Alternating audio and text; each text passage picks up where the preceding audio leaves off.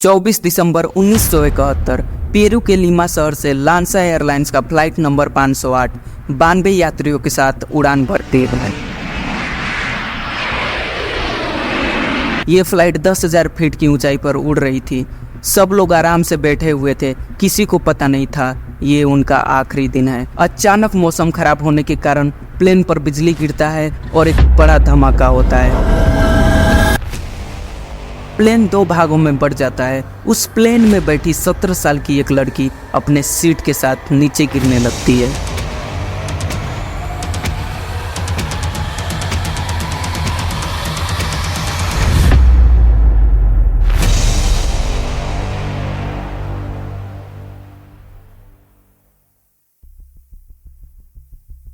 नमस्कार दोस्तों, जूलियन कोएप्के की कहानी किसी चमत्कार से कम नहीं। कैसे वो 10,000 फीट की ऊंचाई से गिरने के बाद भी बच जाती है और अमेज़न के घने जंगलों में अकेले 11 दिन बिताती है, आइए समझते हैं। जूलियन का जन्म 10 अक्टूबर 1954 को पेरू देश के लीमा शहर में हुआ। जब वो पैदा हुई, उनके माता पिता लीमा के म्यूजियम ऑफ नेचुरल हिस्ट्री में काम करते थे। 14 साल की उम्र में उन्होंने अमेज़न रेन फॉरेस्ट में पेंगुआना रिसर्च स्टेशन स्थापित करने के लिए अपने माता पिता के साथ लीमा छोड़ दिया। पेंगुआना रिसर्च स्टेशन में वो अपने पिता के साथ 1.5 साल रहती है, जहां वो जंगल में कैसे जीवित रहते हैं वो सीखती है। आगे हम जानेंगे कैसे इस स्किल ने उन्हें 11 दिन जिंदा रखा। जूलियन अपनी हाई स्कूल की पढ़ाई पूरी करने के लिए वापस लीमा लौट आती है, जहां उन्होंने 23 दिसंबर 1971 को अपनी ग्रेजुएशन पूरी करती है। जूलियन की मां चाहती थी कि जूलियन 19 या 20 दिसंबर को उसके साथ पेंगुआना लौट आए, लेकिन 23 दिसंबर को ग्रेजुएशन सेरेमनी होने के कारण जूलियन और उसकी मां लीमा में ही रुक जाती है।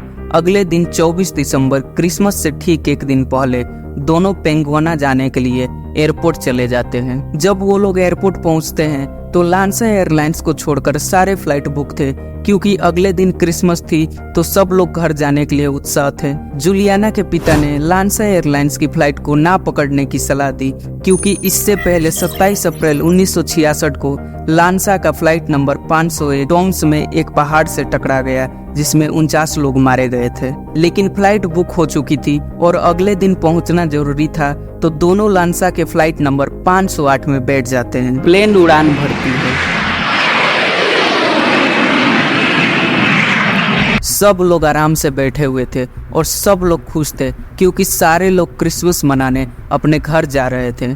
फ्लाइट को उड़े 40 मिनट हो चुका था। ये प्लेन 10,000 फीट की ऊंचाई पर उड़ रही थी। उस दिन मौसम खराब था तो बारिश हो रही थी। अचानक प्लेन एक घने बादल में प्रवेश करती है और प्लेन में उथल पुथल होने लगती है। मौसम खराब होने के कारण पायलट प्लेन को सही से कंट्रोल नहीं कर पा रहे थे।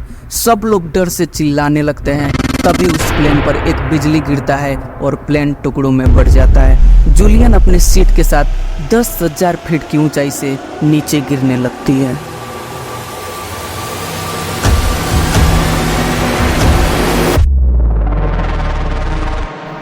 जूलियन अमेज़न के घने जंगलों में बेहोश पड़ी थी। कुछ देर बाद जब उसका आँख खुलता है तो वो अपने आप को अमेज़न के घने जंगलों में पाती है। गिरने के कारण जूलियन का कॉलर बोन टूट गया था और उसके पैरों पर कुछ गहरे घाव थे। जूलियन ने एक मिनी स्कर्ट पहन रखी थी और उनके पैरों में एक सैंडल था। उनकी आंखें कमजोर थी, तो चलते समय अपने सामने की जमीन को परखने के लिए अपने सैंडल का इस्तेमाल करती है और अपने माँ को ढूंढने लगती है, लेकिन उसे कोई नहीं मिलता। उधर सर्च ऑपरेशन चालू था, लेकिन जंगल घना होने के कारण लोगों को ढूंढने में दिक्कतें हो रही थी। एक बार ऐसा हुआ, उसके सर के ऊपर से हेलीकॉप्टर गुजर रही थी। वो आसमान की तरफ देखती है और हेल्प हेल्प चिल्लाने लगती है, लेकिन पायलट उसकी आवाज़ नहीं सुन पाते। वो निराश हो जाती है। 2 दिन बीत चुके थे। जूलियन भूख से तड़प रही थी। जब वो घटना स्थल के तरफ जाती है तो उसे जमीन पर एक मिठाई का पैकेट मिलता है, जिसे वो खा लेती है। अब उसके पास खाने को कुछ नहीं था। उसकी मुश्किलें और बढ़ रही थी, लेकिन ये तो अभी शुरुआत है। चौथे दिन जूलियन को एक गिद्ध की आवाज़ सुनाई देती है। उस गिद्ध की आवाज़ सुनकर वो डर जाती है। जूलियन को पता था गिद्ध वही आते हैं जहाँ ढेर सारा सड़ा हुआ मांस होता है। जूलियन समझ गई कि ये दुर्घटना में बचे लोगों की बॉडी है। जूलियन एक इंटरव्यू में बताती है जब वो नदी के किनारे गई तो एक सीट पर 3 आदमी बैठे हुए थे जिनका सर जमीन में धंसा हुआ था। Till 4 days later did I find another row of seats with 3 dead bodies. It was the only contact I ever had with anyone from this plane. It was a horrible experience. The seats were stuck in the ground. They were literally drilled 3 feet deep. They must have hit like a bullet. वो रास्ते की तलाश में भटक रही थी। उसका मरना तय था, या तो वो जंगली जानवर का शिकार हो जाती या भूख से मर जाती। वो किसी भी तरह अपने आप को जीवित रख रही थी। उसके लिए जंगल में रहना किसी नर्क से कम नहीं था, चाहे वो रात में बारिश और दिन में कड़कड़ाती धूप या मच्छरों का वार, सब मिलकर उसे कमजोर कर रहे थे। 8 दिन बीत चुके थे। जूलियन की हालत नाजुक हो चुकी थी। वो इतने दिन कैसे जिंदा थी जिस जंगल में कई प्रकार के जहरीले सांप और मगरमच्छ थे? ये तो एक चमत्कार ही था।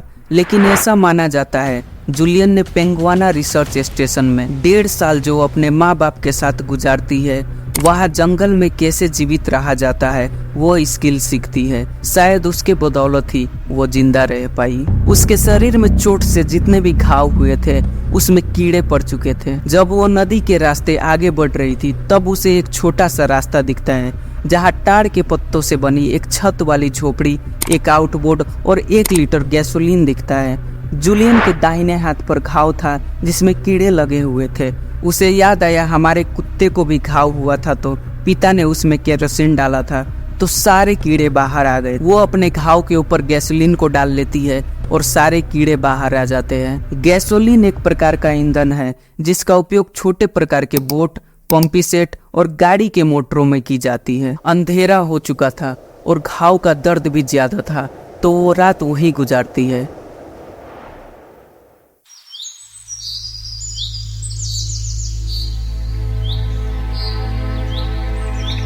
ग्यारहवां दिन की सुबह जब वो उठती है तो उन्हें लोगों की आवाज सुनाई देती है। उसे ऐसा लगा जैसे स्वर्गदूतों की आवाज है जो उन्हें लेने आए हैं। जूलियन के शरीर में थोड़ा भी जान नहीं बचा था। जब लोग उन्हें देखते हैं तो लोग घबरा जाते हैं। उन्हें लगता है जूलियन एक जलपरी है, क्योंकि इतने घने जंगल में एक अकेली लड़की का होना आश्चर्य की बात थी। लेकिन वो कपकपाते हुए स्पेनिश में अपना परिचय देती है और बताती है उसके साथ क्या हुआ था। वो लोग उसके शरीर पे जो घाव थे उस पर मरहम पट्टी करते हैं। कुछ ही घंटों बाद उन्हें रेस्क्यू कर लिया जाता है और उन्हें हॉस्पिटल पहुंचा देते हैं जहां उनकी पिता से उनकी मुलाकात होती है। इस घटना में कई लोग थे जो बच गए थे, लेकिन बुरी तरह घायल और मदद न मिल पाने के कारण वो लोग मर गए। जूलियन की मां की बॉडी 12 जनवरी को मिली।